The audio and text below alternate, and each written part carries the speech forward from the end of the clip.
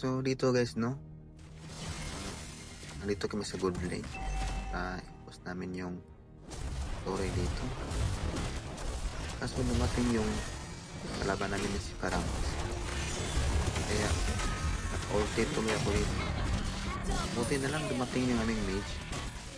Kaya natulungan namin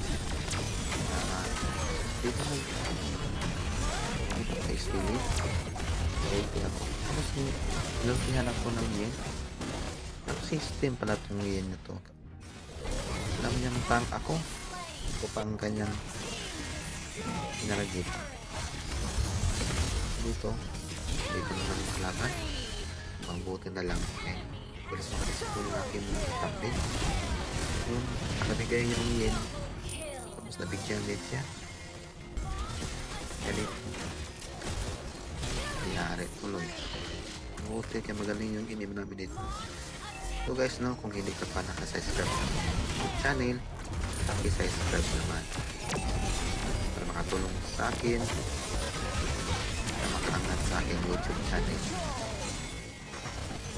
So sa aking mga solid supporters na nag-subscribe sa aking YouTube channel, kahit malit lang kayo, ay darating na yung panahon na madagdagan rin ating subscriber day. Dito kumain ng turtle at nakatakbo ako dito ng marami sila. Tapos kaya bukan kong umuwi dito. Inultihan na naman ako ng yen. Akala tuloy niya mapipitas niya ako niya. Dumating yung ulti ko, kaya inultihan ko, kaya nag-alis siya.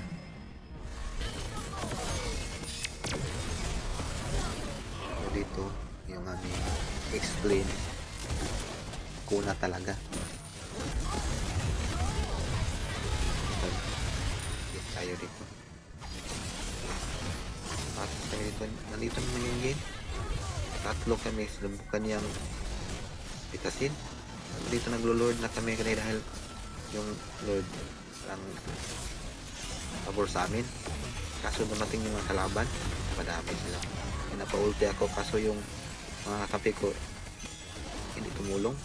Yung explain lang namin Uraninos. So dito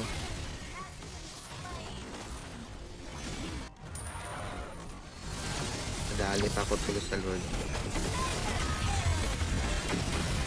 Ito na talaga yun. Kaya dito mabuti yung news namin na may damage na.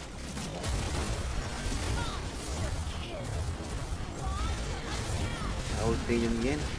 Paglabas niya marami kami. Nangyari siya.